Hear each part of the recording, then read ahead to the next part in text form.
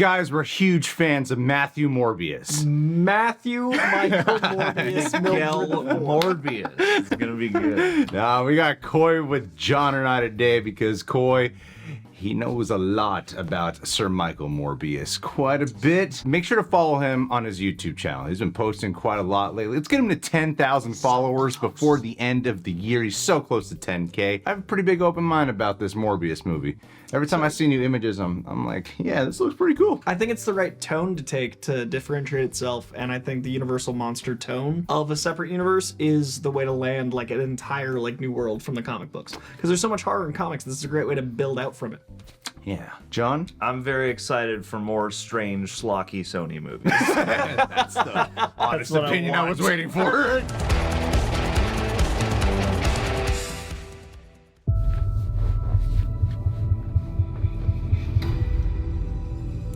Skull Island. You a doctor? I am a doctor. I should have died years ago. People all over the world have my disease. I'm here to find a cure. We have to push the boundaries, take the risks. If you're gonna run, Good old palm do cut. it now.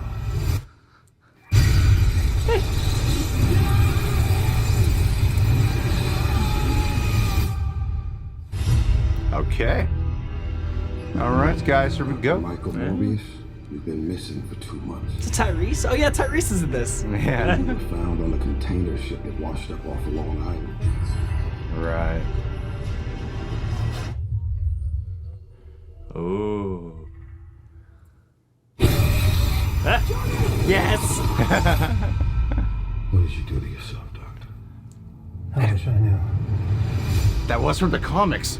I went from dying to being. Wow. Horizon Labs on the left. Body shot. Not exactly. I have increased strength and speed, and some form of bat radar. What else can I do? Bat radar. Sonar.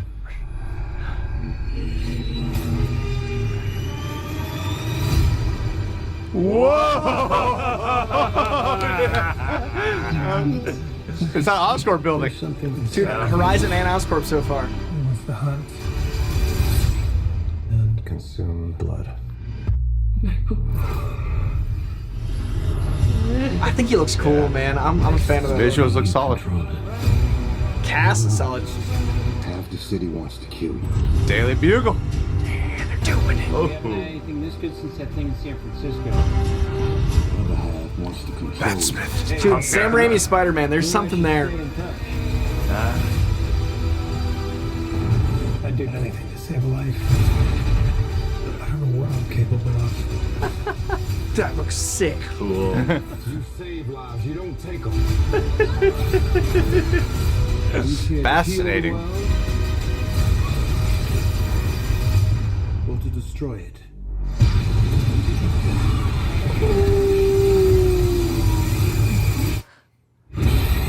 Yo! There's some really great visuals in here, man. Yeah. Who the hell are you, Matt? I am Venom. I was kidding. It's Dr. Michael Morbius. That's your slave.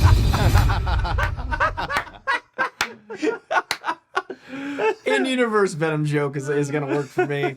I'm into that. All right, okay, so we got the Venom reference. There's a Daily Bugle reference. Horizon Labs, dude. That's huge. Horizon Oscorp Labs, in there's there. an Oscorp building in there. Let's go back to that Daily Bugle magazine. There's always juicy details in there. yeah. Hold on, everyone. Daily Bugle, Michael Morbius apprehended for vampire murder. Rhino on the loose. Zoo hoax fools us all, but more importantly, perhaps, Black Cat, friend or foe, because we had the Silver and Black script that was deeply in development. I think it's in like pre-production now. We have like that whole shared universe starting with Black Cat. I mean, I don't know if they're gonna do the stuff with Felicity from Amazing the Garfield. world. Wasn't the Amazing Spider-Man 2 She was have the Black Cat? introduced. Yeah. Yeah, because she was the assistant to Norman Osborn, like very strongly setting up a Black Cat universe. But she was supposed to debut with Silver Sable, and they were going to do like this assassin movie between the morality of a thief and the morality of an assassin. assassin and sharing out like the crime world. I'm sure this is just an Easter egg. Probably just I'm very excited about it. It was its own separate The whole thing. movie's gonna be about that one. That little page of top corner paper. of a Daily Bugle. But the universe in which this is embodying is kind of confusing me now, because this would imply that this is Amazing Spider-Man world, right? Like a little bit future. But then you have the reference to Venom, did not show up in Amazing Spider-Man. Sam Raimi is Spider-Man on the wall. And then you got Sam Raimi's Spider-Man on the wall, and then you got Vulture from the MCU. You got the Oscorp Building, which is not the one from Amazing Spider-Man. And So- you got the Daily Bugle from the Raimi movie. It seems like Morbius is the real linchpin to colliding the multiverses. Do you know what this seems right like here. to me? This seems like some sort of multiverse of madness. Yeah. It could be. Maybe they're all collided right here around Michael Morbius. This comes out before Doctor Strange, but after No Way Home. So whatever. I'm sure Feige was insanity like, let's let it all happen in Morbius. Feige wanted to make sure that Morbius was is good, essential viewing. placed exactly right in the lineage for everyone to understand. But beyond all the Spider-Man stuff in the multiverse, is it delivering the goods that you were hoping for? I mean, yeah, it looks like a crazy horror-centric superhero movie of sorts. I mean, there are certain parts that gave me the kind of cheese that maybe I don't absolutely want, but can't help but enjoy from these movies. Jared Leto has that quality where I'm like, I know you can turn in a quality performance. Also, you as the lead in a superhero movie, I feel like could be kind of a meme, but in a good way. So I'm looking forward to this. This looks like fun. This does look like fun. I feel like this could be a better film than the Venom movies, honestly. I hear your sass, Greg. As a devout Venom devotee, I hear you. I like where the trailer's leading here with the... Do you remember that feeling that came with the first Venom movie when they're like, he's supposed to be a villain at first? Why are they making him a hero right away? This trailer seems to be really honing in on his inner complex, the dichotomy, because he sets out here to be a hero because of what happens with the vampirism that is occurring within his body. He's now doing some villainous deeds, as we see on like the ship sequence, which is pulled straight from the comics. It's true. It kills so many people. Am I right, Coy? Direct from the books. So it's coming. I think they are setting up an actual honed-in anti-hero, which agree. is something that we did not really get from when we were watching the first Venom movie. That was kind of upsetting some fans. And here I'm like, at least they're dealing with the complexity. Sure, is he introduced as a villain in the comics in the Spider-Man world? Yeah. And then does he become an anti-hero? Yes. But at least they're dealing with the hero-villain complexity here. It looks entertaining, and the effects are better than I actually thought they would be. Now, Coy, silence us. I think what's going to be interesting is, to me, like I said at the top, this is like a shared Universal monster movie universe where you've got this insane tone, you've got this fun, B-movie tone that I think really works in a villain turned hero world, and I think it's a lot braver and bolder than we're giving Sony credit for. This is a unique take, and all of it feels weird enough that we just dove into Black Cat, Silver Sable theories just from a corner of the screen, because this can expand out to a truly insane place. I do think it's interesting we're dealing with 3 different potential Spider-Man universes and what that means, especially with this happening in No Way Home. What if there is some sort of crazy cataclysmic collision of universes, and we do have something where we have to figure that out throughout these films? We don't know what happens in No Way Home. We don't have confirmation on Andrew and Tobey. We don't actually know how that universe shakes out. So it would be interesting with the character so tied to Spider-Man. So in the comic books, Morbius is a living vampire who has a blood disease, as you see in this trailer, that cures himself, but then you find out his blood actually helps cure others. So he actually gets Spider-Man, who at this point has 6 arms, back to 2-armed Spider-Man. It's a whole thing. Comic books are crazy. People think this is too schlocky. They should read 6-armed Spider-Man comics. This is actually very tonally appropriate. Bring me and Man then Spider. Bring the Man Spider 6-arm. But also in the show, which he was very popular in the animated series, he's got like literal like palm suckers. So we've had a lot of Morbius in pop culture before, but this is the way to bring him into the mainstream. This is the way to bring him into the broader universe and expand your universe out without stepping on toes. What this does is allows us to have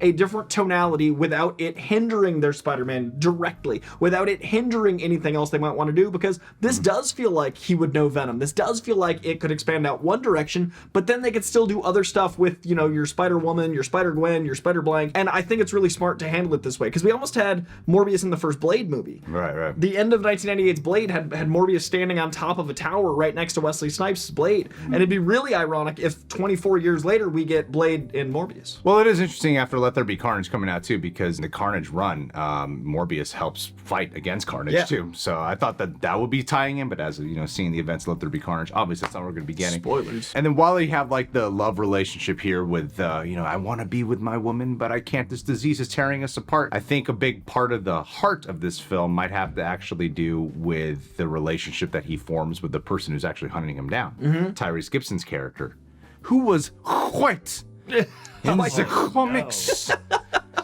So he's going to be the Stephen Graham of this movie? I hope so. Awesome. I hope so. Excited for Tyrese. I'm also excited to see Jared Harris in anything. It's supposed to be his mentor, right? Absolutely. It's supposed to be Morbius' mentor. Perfect choice. I'm just personally excited for Matt Smith. I love watching him in anything. And in that Michael Keaton part, he says like, Michael, we should stay in touch. But in that moment, I can't tell if it's just trailer splicing, but it looks like Vulture's being apprehended again while they're letting Morbius get away. Yeah, that's what it looked like to me too, which intrigues me because I had always theorized that he was gathering the Sinister Six himself, but we don't know obviously until the movie comes out if I was right.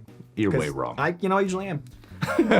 Anything. You don't know anything about comics. I like the tinfoil hat theories more than the logical ones. That's who I am. I'm curious with the Amazing Spider-Man universe, the Andrew Garfield universe, they made tech so predominant. Everything was Oscorp, everything was tech. And then in the MCU, they've made Spider-Man very science-based, which I love. They've made him this actual committed to science character as much as they've let him get the screen time to do so. I'm curious with this science-based villain, how much we get to dabble in that world. I really like the idea of us making that a bigger part of the character because that's so important to the comics to me. Oh yeah, absolutely. Especially in the Spider-Man world. That's like half his villains right there. Exactly. Yeah. Give me science Villain villains. is the scientist whose experiment's gone wrong. Well, there's so much like lizard stuff with Morbius. Like you first meet the lizard with Morbius, and they actually solve Lizard's problem with his blood. So I really hope they do some stuff like that. Where Confirmed. They make Morbius is the sixth member. There it is. Morbius is the Sinister Six. Lizard is in it. Cures the rest of the six, and then he's the only member left. All right, guys. Well, what did you think about this Morbius trailer? Leave your thoughts down below. Do you think it leans too much into Spider-Man references? Do you think it doesn't lean enough into Spider-Man? Are you only watching this because you like Spider-Man and you want to see how this turns out? Does it look like a genuine, you know the questions. Hey, subscribe to Koi's channel. Maybe subscribe to us. Check out John on his personal channel, where him and his family travel the world, exploring exotic locations filled with tribal children. We'll catch you guys soon. That's true.